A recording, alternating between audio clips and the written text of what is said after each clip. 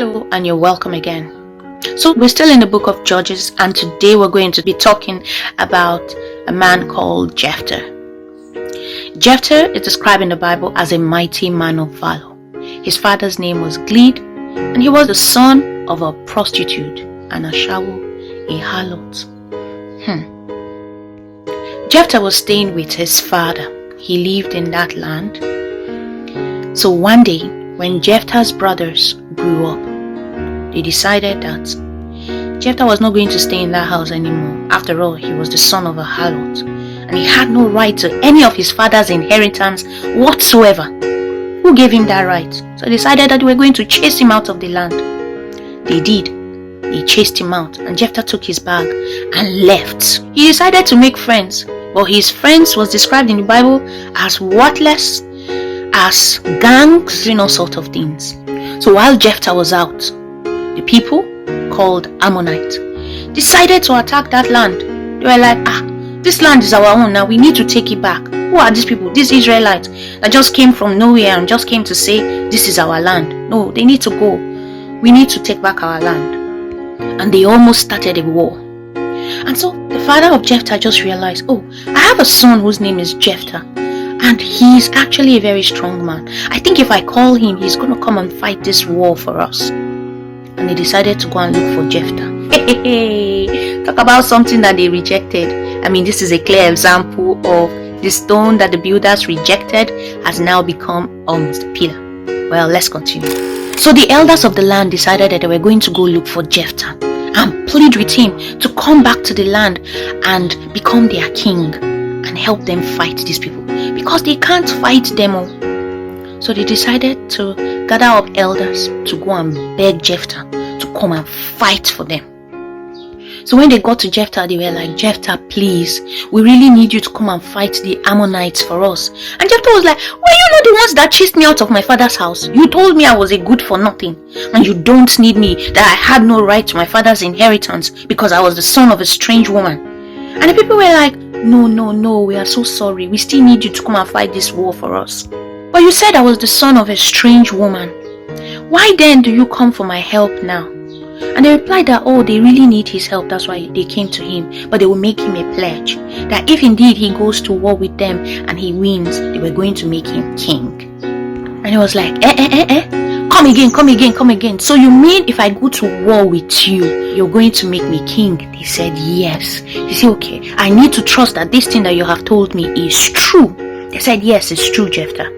They said the Lord is their witness that indeed if Jephthah come to war with them and the Lord gives him victory over the Ammonites, that they were going to make him king. Imagine somebody that they threw away. Now they're begging him to come and become king. So Jephthah went with them, and the people made Jephthah the commander of their army. So in the presence of the Lord, Jephthah repeated that if the Lord God Almighty give me victory over the people of the Ammonite, you have promised that you were going to make me ruler over you. And they said again, yes. So Jephthah began this dialogue with the king of the Ammonites. The king of the Ammonites wanted to chase the people of Gilead out of their land because he said that they stole the land from them. And Jephthah was like, no, the Lord God Almighty gave us this land. And if you think this land belonged to you, why didn't you take it 300 years ago when the children of Israel came back? Why didn't you take it then? Why do you want to chase us out now? Where do you want us to go? And the king was like, no, back and forth. No, this is our land. This is not our land. And Jephthah decided that he was going to go to war with the Ammonites. And the Bible said that the Spirit of the Lord came upon Jephthah, and he led the people of Gilead into war with the Ammonites. While Jephthah was doing this, Jephthah made a vow to the Lord. And he said, if God was going to give him victory over the people of Ammonite, that anything that comes out of his door when he returns from battle, that he was going to give it to the Lord as a sacrifice. Jephthah indeed went to war with the Ammonites, and the Lord gave him victory over the people of the Ammonites.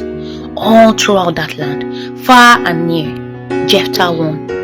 But when Jephthah returned from this war, the first person that came out was his daughter. She came out dancing with tambourine, singing. Jephthah tore his clothes in anguish and in pain, because he had promised the Lord that if the Lord gave him victory over the Ammonites, anything that comes out of his door, when he returned, he was going to give it as a sacrifice to the Lord. And it was his daughter that came out of the door. It was his only daughter, his only child. And he cried to the daughter and said, I have made a vow to the Lord that anything that comes out of my door when I return, that I was going to give it as a sacrifice to the Lord. And the daughter said, that's no problem, Dad. Oh, and Jephthah said, daughter, you have destroyed me because I had made a vow to the Lord. You have brought disaster on me. Jephthah was in anguish. He wept. He said, oh daughter, he wept on how his daughter had brought disaster on him and how the daughter had destroyed him, because he made this vow to the Lord. And she said, Father, if he made a vow to the Lord, then he should carry out that vow that he made to the Lord with her. And she said, but before he completes that vow to the Lord that he has made, that she would really like to go up in the mountain with her friends and just kind of mourn, because she now realized that she's not going to have children of her own, neither will she have a family of her own. So Jephthah allowed her to go up in the mountain for 2 months. She asked for 2 months and she got 2 months. She went up in the mountain and came back after 2 months, and Jephthah sacrificed her to the Lord. So today it has become a custom in the land of Israel where women go up in the hill for 4 days just to lament on the deaths of Jephthah's daughter. This Bible verse taught me that you shouldn't just make promises. It doesn't matter what. If you can